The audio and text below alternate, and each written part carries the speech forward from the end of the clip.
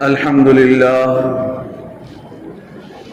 لله نحمده ونستعينه ونستغفره ونؤمن به ونتوكل عليه ونعوذ بالله من شرور أنفسنا ومن سيئات أعمالنا من يهده الله فلا مضل له ومن يضلله فلا هادي له ونشهد أن لا إله إلا الله وحده لا شريك له ونشهد أن سيدنا وسندنا ومولانا محمدا عبده ورسوله. أما بعد، قال الله تبارك وتعالى في القرآن المجيد: أعوذ بالله من الشيطان الرجيم، بسم الله الرحمن الرحيم. وإنك لعلى خلق عظيم. وقال تعالى في مقام آخر: هو الذي أرسل رسوله بالهدى ودين الحق ليظهره على الدين كله وكفى بالله شهيدا. وقال النبي صلى الله عليه وآله وسلم: النصح لكل مسلم، أو كما قال صلى الله عليه وسلم. وقال النبي صلى الله عليه وآله وسلم: المسلم من سلم المسلمون من لسانه ويده، أو كما قال صلی اللہ علیہ وسلم. معزز حاضرین کرام، واجب الاحترام میرے دینی بھائیوں، بزرگوں، دوستوں،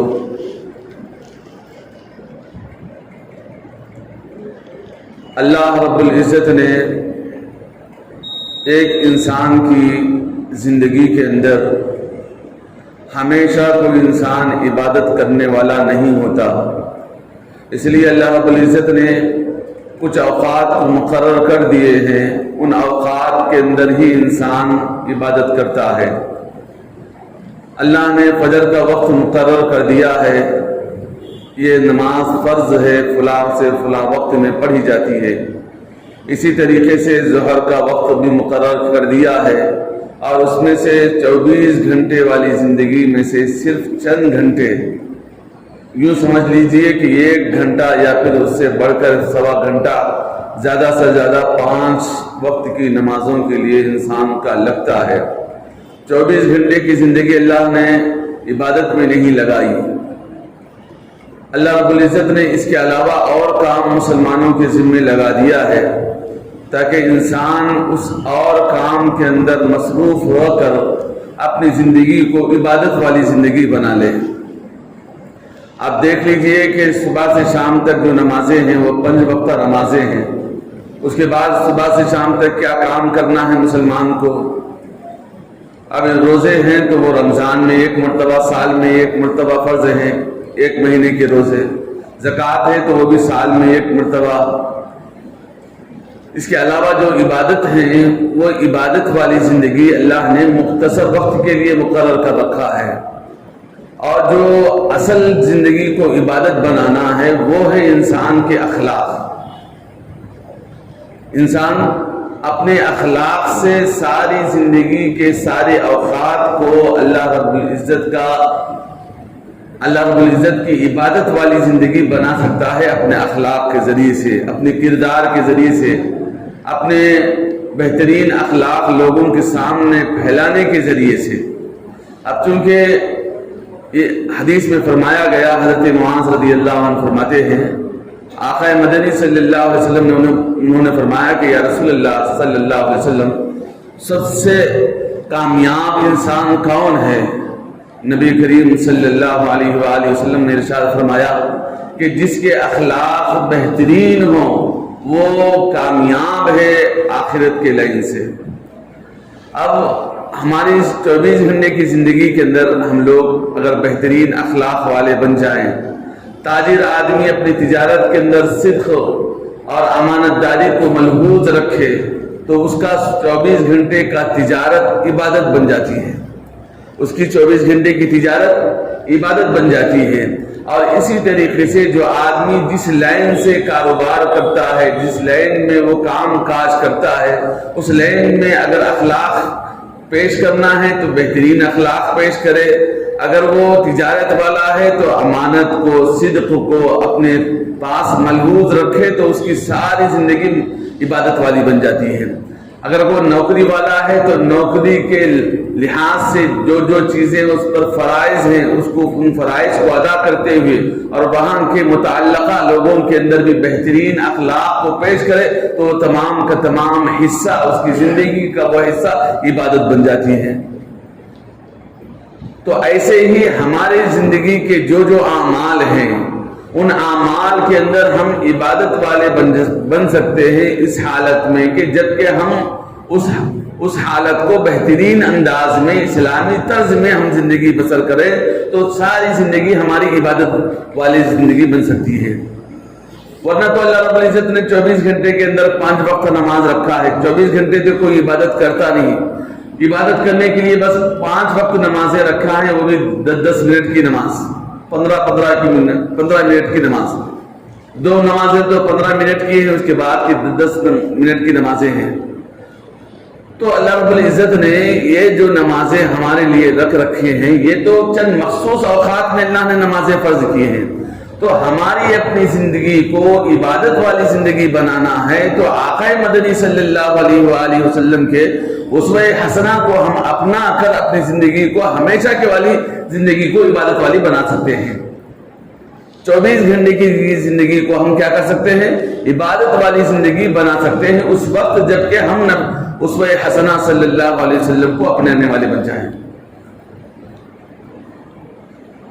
اب جیسے ہم بارہا کہتے بھی ہیں، سمجھاتے بھی ہیں، سمجھانے کے لیے کہتے ہیں، کوئی آدمی ضرورت کو چلا گیا اور ضرورت خانے میں بیٹھ گیا تو وہاں کا انسان کا بیٹھنا، اس کا 5 منٹ کا یا 10 منٹ کا جو بھی وقت ہے اس کا بیٹھنا وہ بھی عبادت والی اگر بننا ہے تو اس کے حصول سے، یعنی آقا مدنی علیہ السلام نے فرمایا کہ جب انسان ضرورت سے فارغ ہونے کے لیے جائے تو پہلے دعا پڑھ کر جائے، اب جب جا رہا ہے تو بایاں قدم اس کے اندر رکھے، اور گیا ہے تو ضرورت جیسے فارغ ہونا ہے سنت کے مطابق فارغ ہو جائے، اور پھر اس کو صاف کر کے واپس آئے تو اس کے بعد آنے کے بعد دعا پڑھے تو اس کا جو وقت 10 منٹ کا وقت ہے وہ وقت بھی تمہارا عبادت میں گزر سکتا ہے، شرط یہ ہے کہ نبی علیہ الصلوۃ والتسلیم کے طریقے کے مطابق اس وقت کو وہاں گزار دیں، اس وقت کو، حالانکہ یہ وقت کو ہم کارگر نہیں کر سکتے، وہاں عبادت کرنا منع ہے، وہاں ذکر کرنا منع ہے، وہاں تلاوت منع کیا گیا، حرام ہے،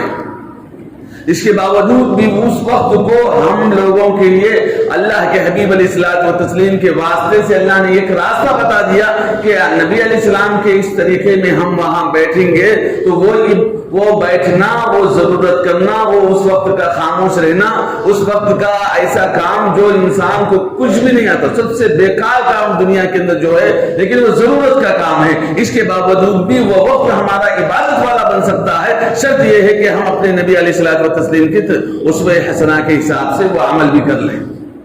تو جب اتنا بیکار عمل بھی ہمارا عبادت والا عمل ہم بنا سکتے ہیں تو ہماری زندگی کا جو جو حصہ ہے، چاہے وہ تجارت ہو، چاہے وہ کاروبار ہو، چاہے وہ نوکری ہو، چاہے وہ چلنا ہو پھرنا ہو، چاہے اٹھنا بیٹھنا ہو، چاہے وہ کھانا ہو، چاہے کسی سے بات چیت کرنا ہو، چاہے لین دین کا معاملہ ہو، جو معاملہ بھی ہو، زندگی کے ہر پہلو کو ہر انسان اپنی عبادت والی زندگی بنا سکتا ہے، شرط یہ ہے کہ آقا مدنی علیہ السلام کے اسوے کے مطابق اپنی زندگی کو بسر کر لیں۔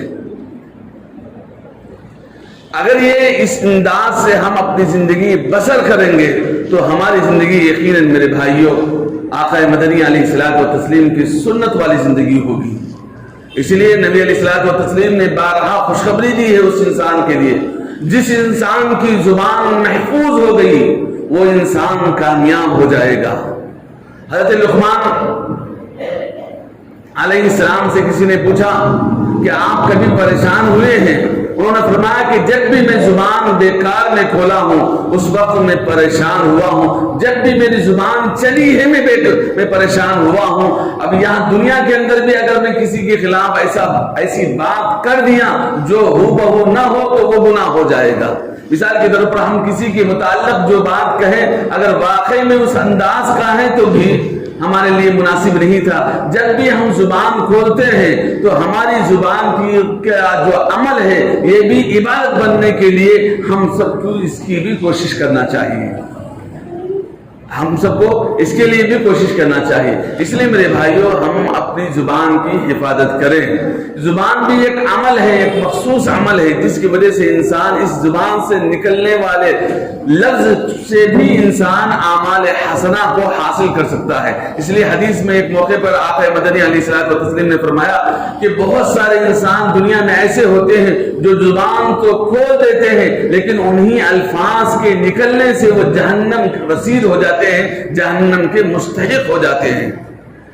پھر نبی علیہ الصلوۃ والتسلیم نے فرمایا کہ بعض لوگ ایسے ہوتے ہیں جن کی زبان سے اچھے الفاظ نکلتے ہیں لیکن وہ نہیں سمجھتا, اس کی زندگی میں کوئی اچھے اعمال نہیں ہوتے, لیکن اس کی زبان سے نکلے ہوئے اچھے الفاظ کی وجہ سے وہ جنت کا مستحق ہو جاتا ہے, وہ جنت کا مستحق ہو جاتا ہے. اس لیے میرے بھائیوں آج کے اس دور کے اندر ہمارے اخلاق کو ہم چاہے کاروبار کے مقام پر ہوں یا لین دین کے مقام پر ہوں, جس انداز میں ہماری زندگی بسر ہو رہی ہے اس مقام پر ہم اسوہ حسنہ کو ملحوظ رکھیں.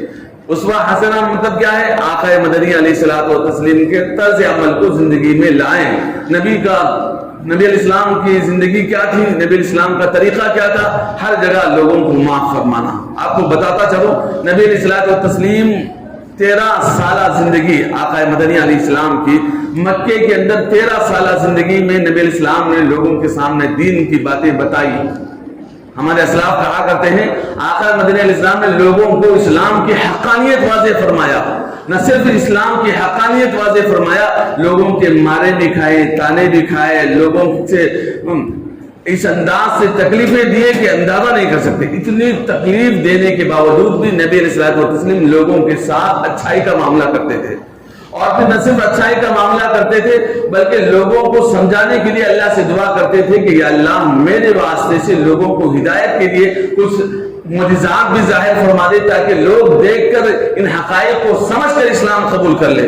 لیکن آپ کو معلوم ہونا چاہیے کہ ابو جہل بارہا خواہشات کرتا تھا آقا مدنی علیہ الصلوۃ والتسلیم کے پاس آ کر کہ یہ معجزہ بتاؤ, فلاں معجزہ بتاؤ, کان کے 2 ٹکڑے کرو. نبی علیہ السلام سب کرتے رہے لیکن پھر بھی اسلام انہوں نے قبول نہیں کیا. اسلام مکے کی زندگی کے اندر بہت سارے آقا مدنی علیہ الصلوۃ والتسلیم کے معجزات ظاہر ہوئے, پھر بھی مکے کے مشرکین نے اسلام قبول نہیں کیا.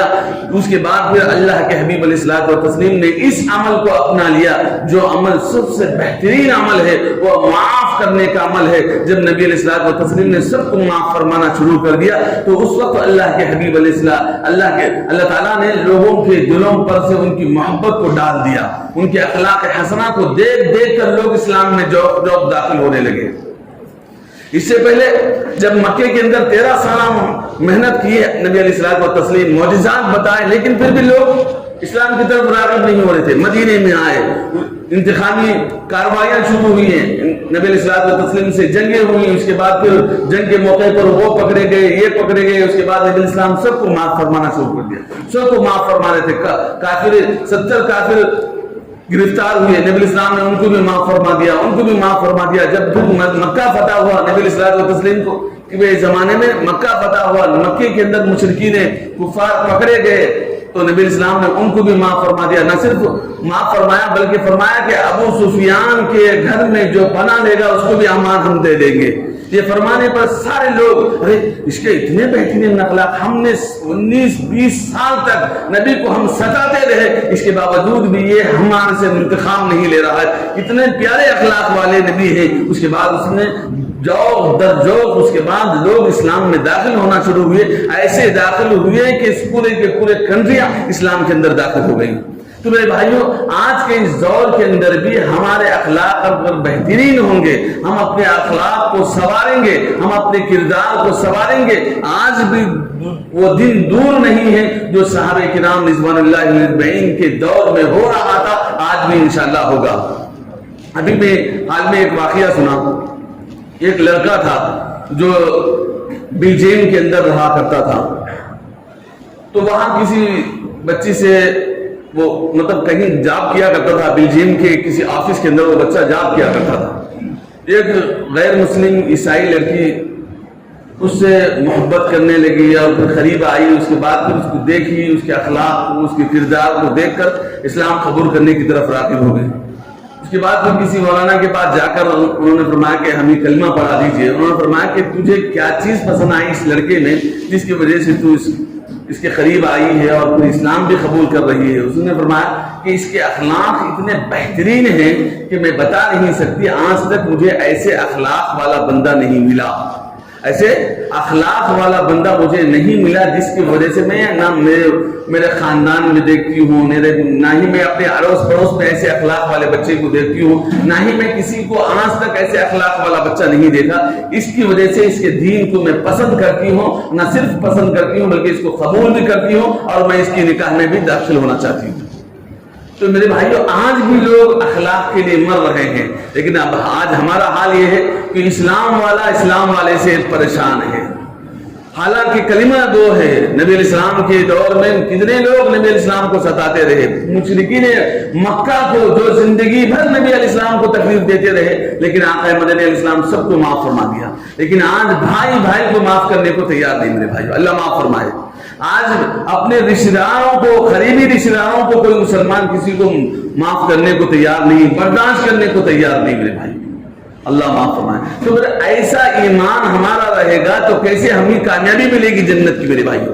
کیسی ضمانت اللہ کے حبیب علیہ السلام سے ہم کو ملے گی؟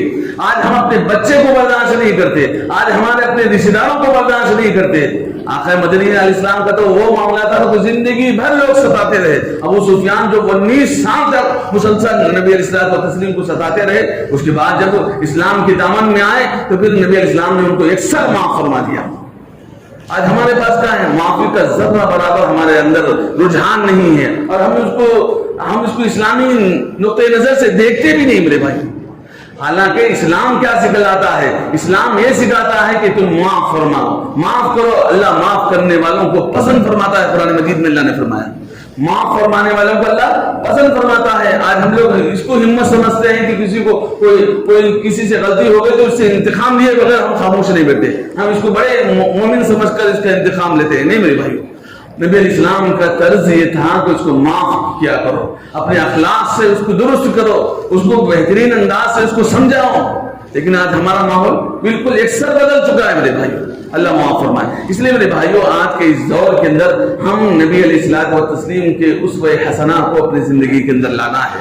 یہ ایک طریقے کو ہم لائیں گے، یقینی بات ہے میرے بھائیوں، آج ہمارے اخلاق سے ہمارے بچے ہم سے متفق نہیں ہیں تو ایک ہمارے شہری آدمی، ہمارا برادران وطن ہم سے کیسے متفق ہو سکتا ہے؟ کیسے متفق ہو سکتا ہے؟ کھلی بات ہے، آج ہمارے اخلاق سے ہمارے اپنے لوگ متفق نہیں ہیں، ہمارے اپنے لوگ ہم سے قریب نہیں آتے تو غیر آدمی ہمارے قریب کیسے آ سکتا ہے؟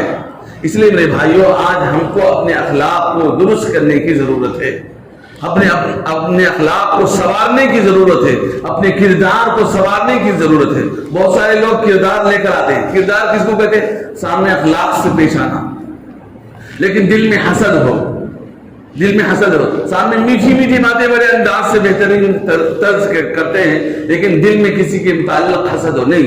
نبی علیہ السلام نے فرمایا کہ یہ خالی کردار کشی کر رہا ہے، سامنے بتا رہا ہے کہ میں بہترین انداز سے تمہارے سامنے پیش آ رہا ہوں، لیکن تمہارا دل کیا کہہ رہا ہے؟ تمہارا دل یہ کہہ رہا ہے کہ تم اس سے نفرت کرتے ہو۔ ظاہر بات ہے کہ یہ منافقت ہوئی، اور منافقت کیا درجہ تو معلوم ہے، قرآن مجید میں فرمایا اللہ رب العزت نے ان المنافقین فی الدرک الاسفل من النار، منافق جہنم کے سب سے نچلے حصے میں ہوگا، جہنم میں سب سے نچلے حصے میں ہوگا، یعنی جو جہنم کے 8 طبقات ہیں، 7 طبقات ہیں، اس کے سب سے نچلے طبقے میں منافق ہوگا۔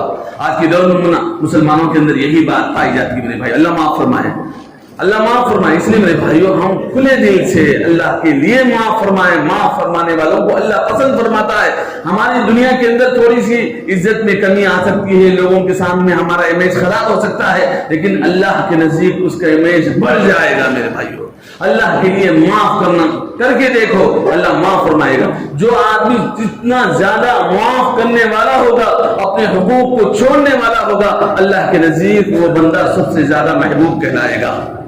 آج ہم لوگ خالی دل کے اندر حسد رکھ کر یہ سوچتے ہیں کہ ہمارے حق نہیں مل رہے، ہمارے حق نہیں. ہم اللہ کے لیے معاف فرما دیں، سب حقوق کو اللہ کے لیے چھوڑ دے، اللہ انشاءاللہ ان کا بدلہ ضرور عطا فرمائے گا. اور اللہ تو ایسا نہیں ہے کہ تمہارے بدلہ نہیں دینے والا، انسانوں کے جیسا کچھ دے گا کچھ نہیں دے گا، ایسا نہیں ہے. اللہ ضرور پورا بدلہ ضرور عطا فرمائے گا، اللہ پورا بدلہ ضرور عطا فرمائے گا. اس لیے میرے بھائیوں، ہم اپنے دلوں کو ساتھ رکھیں، اپنے رشتہ داروں کے متعلق، اپنے ملنے جلنے والوں کے متعلق، اپنے سبھی لوگوں کے دل میں ہمارے. اس لیے میرے بھائیوں، ہمارے اسلاف کا معمول کیا تھا، صحابہ کا معمول کیا تھا. کتنے لوگ، آپ نے وہ واقعہ تو بارہا سنا ہوگا کہ حضرت موسیٰ علیہ السلام ایک مرتبہ خواب میں دیکھے. کیا دیکھتے ہیں کہ اللہ سے دعا کر کے سو گئے کہ اللہ مجھے جنت میں میرا پڑوسی کون ہے تھوڑا بتا دیجیے. تو حضرت موسیٰ علیہ السلام کو بتلایا گیا کہ فلاں موچی ہے، یعنی وہ چپل سینے والا بندہ ہے، کہ وہ تمہارے پاس جنت میں تمہارا پڑوسر ہوگا. موسیٰ علیہ السلام پریشان ہوئے کہ کہاں ہے وہ بندہ. اس کے بعد تلاش میں گئے، معلوم ہوا کہ فلاں جگہ ہے. جا کر اس کے پاس، اس کی خدمت میں رہے، میں 2-3 دن رہنا چاہتا ہوں. اس کے بعد رہے، اس کے پاس کوئی نیک عمل، کوئی خاص عمل اس کا نظر نہیں آ رہا تھا. موسیٰ علیہ السلام پریشان ہوئے کہ کیا بات ہے. اس کے بعد خود نے موسیٰ علیہ السلام 2-3 دن انتظار کرنے کے بعد موسیٰ علیہ السلام نے پوچھ ہی لیا کہ تمہارا کیا خاص عمل ہے جس کی وجہ سے اللہ نے تم کو میرا پڑوس بنایا ہے جنت کے اندر. مجھ کو تم کو میرا پڑوس میں بنایا ہے، جنت میں میرا پڑوسی بنایا ہے. کیا خاص عمل ہے؟ میں تو تمہارے ساتھ 3 دن تک رہا، لیکن کوئی ایسا عمل تو سامنے نظر نہیں آ رہا ہے. اس وقت موسیٰ علیہ الصلوۃ والتسلیم سے وہ شخص کہنے لگا کہ جب بھی کوئی انسان میرے پاس آتا ہے کچھ اس سے تکلیف ہوتی ہے تو میں فوراً معاف فرما دیتا ہوں، میں اس کو فوراً معاف فرما دیتا ہوں، دل میں کوئی میل کچیل نہیں رکھتا. اسی لیے اللہ نے آپ جیسے وقت کے پیغمبر کے ساتھ اللہ نے میرا حشر فرما رہا ہے، نہ صرف حشر فرما رہا ہے بلکہ آپ کا پڑوسی اللہ نے بنا دیا ہے. تو اس لیے میرے بھائیوں، آج بھی یہی اصول ہے. اللہ رب العزت کا جو اصول ہے وہ قیامت تک باقی رہے گا، قیامت تک باقی رہے گا. آج ہم معاف کرنے والے بن جائیں، رشتہ داروں کو، پڑوس والوں کو، اپنے ملنے جلنے والوں کو. قریب رہنے والوں سے کچھ نہ کچھ تعلقات کے اندر اونچ نیچ ہو ہی جاتی ہے، اللہ کے لیے معاف فرمائیں، اللہ کے لیے معاف فرمائیں. اور رشتہ داروں میں خصوصاً ایسا ہوتا ہے کہ جب ہم رشتہ داروں سے ملاقات کرتے ہیں، جتنا زیادہ قریبی تعلق ہوتا ہے اتنی زیادہ تکلیفیں بھی کبھی کبھار ہو جاتی ہیں، اس لیے کہ وہ انجانے میں یا پھر اپنے انداز میں کچھ کام کر دیتا ہے جس کی وجہ سے سامنے والوں کو ناگوار گزرتی ہے. اس لیے میرے بھائیوں، ہم اللہ کے لیے سب کو معاف فرمانے والے بن جائیں. جب معاف کریں گے تو انشاءاللہ اللہ رب العزت ہم کو بھی معاف فرمائے گا. اور آپ نے وہ حدیث بھی سنی ہوگی، جو آدمی دنیا زمین والوں پر رحم فرماتا ہے اللہ تعالیٰ اس پر آسمان والا اس پر رحم فرماتا ہے. جو آدمی زمین والوں پر رحم فرماتا ہے آسمان والا اس آدمی پر رحم فرماتا ہے. اس لیے میرے بھائیوں، ہم سب کو چاہیے کہ ہم اپنے اخلاق کو درست فرمائیں.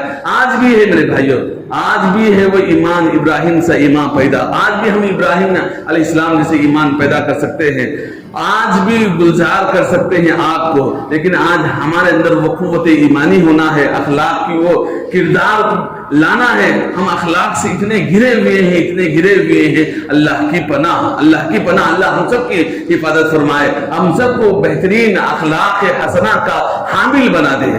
اللہ رب العزت ہمارے اندر اخلاق حسنہ کو کوٹ کر بھر دے، جس کی وجہ سے اللہ ہم کو نجات عطا کرنے والا ہے. میرے بھائیوں، دنیا تک ہم کتنے سال زندہ رہیں گے؟ 50 60 سال 70 سال 80 سال. اس کے بعد دنیا سے تو رخصت ہو جائیں گے. لیکن انسان جب جانے کے بعد اس کے قدم پر اس کے اخلاق رہ جاتے ہیں، اس کے کردار رہ جاتے ہیں. اسی اخلاق سے اللہ اس کے مراتب بلند فرماتا ہے. جنت کے اندر اس کے مراتب اللہ رب العزت بلند فرماتا ہے. جو آدمی ہمارے ساتھ کیسے بھی ہو، کتنے بھی برے انداز سے پیش آؤ، ہم اللہ کے لیے معاف فرمائے، اللہ کے لیے معاف کر رہے ہیں. اگر نہیں سمجھ میں آتا، زیادہ ہی ہماری طبیعتیں ان سے میل نہیں کھاتی تو تھوڑا سا دور رہے، لیکن پھر اس سے تعلق ضرور رکھے، اس کے تعلق رکھے. اس لیے میرے بھائیوں، آج ہم کو ضرورت ہے ہمارے معاشرے کے اندر. ہم لوگ ایسے ہو گئے ہیں کہ ہم کسی کو معاف فرمانا نہیں کرتے. آج ہم لوگ چھوٹی سی غلطی پر ہم بیویوں کو، بچوں کو ڈانٹ دیتے ہیں. نہ صرف ڈانٹ دیتے ہیں بلکہ ان کو اپنی زندگی سے نکال پھینکتے ہیں. ایک عورت کو زندگی بھر ہم استعمال کرتے رہے اور چھوٹی سی معمولی سی غلطی پر اس کو نکال پھینک دی زندگی سے. آج کتنے دیکھیے کتنے حالات ہیں بچوں کے، ہم برداشت نہیں کر سکتے، ہم گنا نہیں سکتے، اتنے حالات ہیں، سب کو پتا ہے۔ آج کل معاشرے کے ایک فرد کو ہمارے معاشرے کی حالت کا ہم سے زیادہ بخوبی علم ہے، اس کے باوجود بھی ہم لوگ کیسے، ہمارے اخلاق دیکھیے، آج ہماری بچیاں، ہمارے رشتہ دار بچیاں ہمارے قریب آنے کو تیار نہیں، غیروں کے ساتھ جانے کو تیار۔ تو وقتیہ یہ اور بات ہے کہ وقتیہ ان کے اخلاق تھوڑی دیر کے لیے صحیح تھے، جس کی وجہ سے ان کے حوالے ہو گئے، اور ہمارے اخلاق دیکھ لیجیے، ارے ہمارے پاس کیا ہے، شادی کے لیے پیسہ ہونا، شادی خانہ ہونا، جوڑا ہونا، رقم ہونا، فلاں ہونا، اس کے بعد پھر جا کے شادی ہوگی۔ ہمارے والدین کماتے نہیں، جو کچھ کمانا ہے ہم کو کمانا ہے، اتنا کمانے کے لیے ہماری زندگی ختم ہو جائے گی، لہذا بہتر یہ ہے کہ جو ہم کو چاہنے والا ہے ہم اس کے حوالے ہو جائیں۔ میرے بھائیوں، اس کا ہر شخص، ہر امت کا ایک فرد اس کا ذمہ دار ہے۔ میرے بھائیوں، آج جو کچھ حالات پیش آ رہے ہیں، ہم سب کی غلطیاں ہیں، جو نوجوان ہیں خصوصاً ان سب کی غلطی ہے کہ ہم اللہ کے لیے سب کو معاف فرمائیں، یہ سب رسم و رواج سے پاک ہو کر ہم اللہ کے حضور حاضر ہو کر اللہ کے لیے نکاح کرنے والے بن جائیں۔ آج نکاح ہونا ہے تو بغیر پیسے کے، بغیر مال کے، بغیر شادی خانے کے، ہم سمجھتے ہیں کہ شادی خانے کے بغیر نکاح نہیں ہوتا۔ اللہ معاف فرمائے میرے بھائی، ہرگز ایسی بات نہیں ہے۔ آقا مدنی علیہ السلام سب کا نکاح مسجد نبوی میں پڑھاتے تھے۔ اگر تمہارے پاس وسعت ہے تو ولیمہ کرو، ورنہ تو نہیں ہے۔ بچی سے لینا دینا نہیں، بلکہ بچی کو مہر میں پیسے دے کر واپس لانے ہوتا تھا۔ پہلے اس زمانے میں مہر کا بھی پیسہ نہیں ہوتا تھا، آج کل ہمارے پاس مہر کا بھی پیسہ نہیں ہے، تو بچی بازوں سے لیں گے، رقم لیں گے، موٹی موٹی رقم، 2 لاکھ 4 لاکھ 10 لاکھ 5 لاکھ لیں گے، اور مہر میں کیا دے رہے ہیں؟ 10,000 20,000 25,000 10 لاکھ روپے رقم لے رہے ہیں، اور 5,000 روپے ان کو دے رہے ہیں، 10,000 روپے دے رہے ہیں۔ میرے بھائیو، یہ سب ہمارے اخلاق کی گراوٹ ہے، جس کی وجہ سے ہمارا معاشرہ اتنا گر چکا ہے کہ ہم بیان سے باہر ہے، ہمارا بیان کرنا ہمارے لیے بہت نقصان کا سبب ہو رہا ہے۔ اس لیے میرے بھائیو، اب ہم لوگ خون کے آنسو روئیں تو بھی پھر بھی کم ہے۔ اس لیے میرے بھائیو، ہم اپنے اخلاق کو درست کریں، اپنے بچوں کے اخلاق کو درست کریں، بغیر شادی کے، بغیر شادی خانے کے، یوں ہی عام دعوت گھروں میں جیسی ہوتی ہے، مختصر سا 40-50 لوگوں کے ساتھ ہم شادی کریں، ولیمہ کریں، آسان کر دیں۔ نبی علیہ السلام نے فرمایا کہ اتنا آسان نکاح ہونا چاہیے کہ کسی کو تکلیف نہ ہو۔ آج نکاح سب سے زیادہ مشکل ہو گیا ہے میرے بھائیو۔ بس اللہ سے دعا ہے، اللہ تعالی ہم تمام کو کہنے سننے سے زیادہ عمل کی توفیق نصیب فرمائے۔ آمین۔ واخر دعوانا الحمدللہ رب العالمین۔